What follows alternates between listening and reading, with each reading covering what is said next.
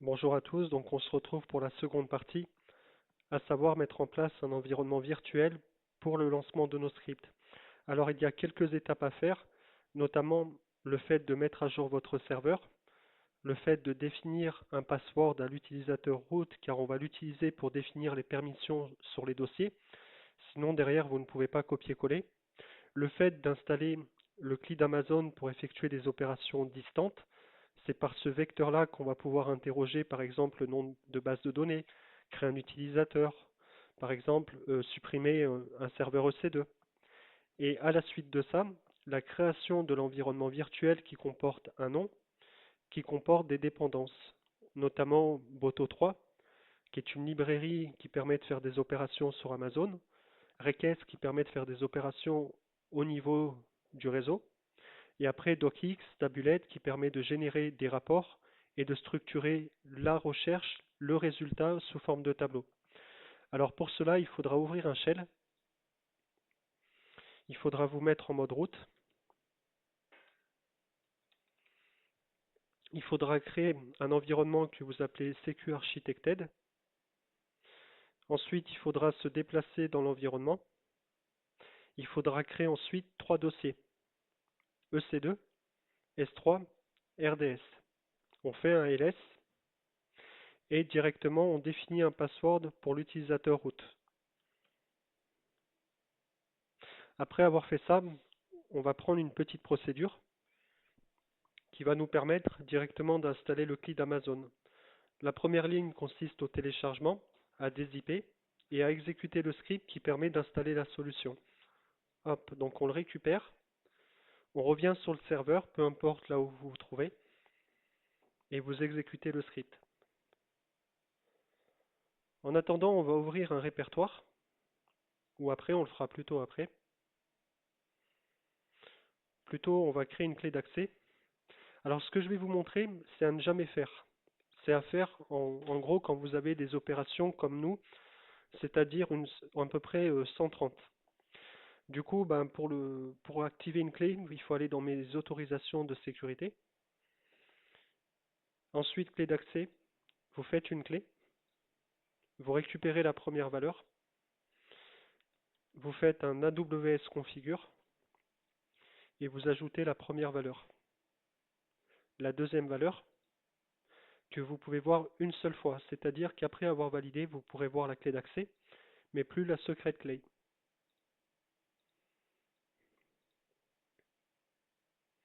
La zone de disponibilité, le format YAM, et on valide. À la suite de ça, ce qu'on va faire, c'est qu'on va aller directement dans le répertoire EC2. On va récupérer les scripts qu'on a laissés en attente tout à l'heure et on va les copier-coller. Alors avant toute chose, il faut se déconnecter.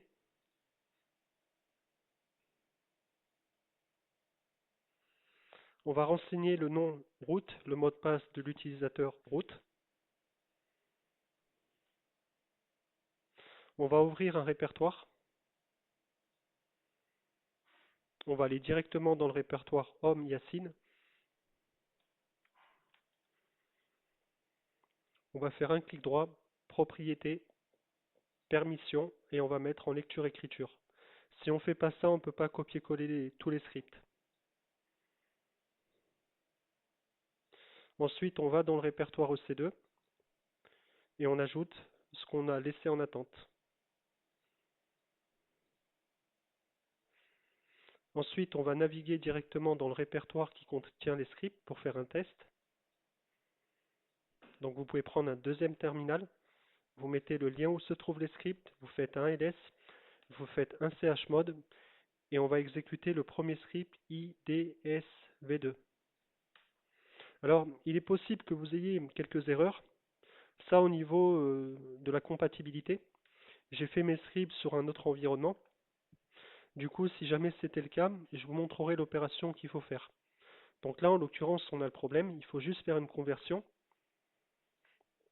avec la commande suivante qui va nous permettre de convertir le script en mode Linux. Du coup, après vous avoir montré ça, on va mettre en place l'environnement virtuel avant toute chose, Python. Le nom, vous le définissez. Pour moi, ce sera sécu. Donc, première ligne, on crée l'environnement.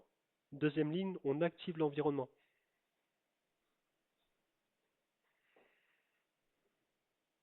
Donc là, on active l'environnement. On est dans l'environnement, on installe des prérequis. Et à ce stade, on a presque fini. Donc, request, Boto3, Tabulette et docx. Request, c'est pour la manipulation des requêtes. Boto3, c'est une librairie Amazon. Tabulette, c'est pour structurer en tableau. Et docx, c'est pour générer des rapports sous format doc. Et à la suite de ça, donc, à titre de rappel, si vous avez ce problème, vous faites juste une conversion. Donc là, en l'occurrence, on peut voir que c'est OK. Mais par contre, il y a juste une petite problématique qui pourrait nous poser problème. Là, ce qu'on peut voir, c'est que c'est la région US West 2.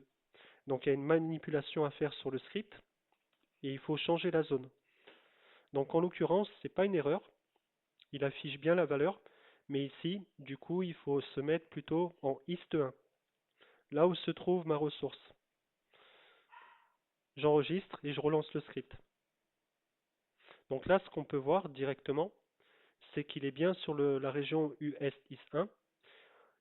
Il voit que l'instance est déjà conforme, et pour faire une vérification plus approfondie, on peut récupérer la valeur suivante et vérifier directement. Donc là, c'est 7F81.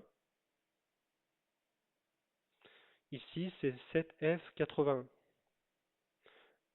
Pour la prochaine partie, donc, on continuera avec plus d'explications. Le but de la vidéo, c'était de mettre en place l'environnement. Le plus gros, c'est quoi? Ajout du mot de passe route.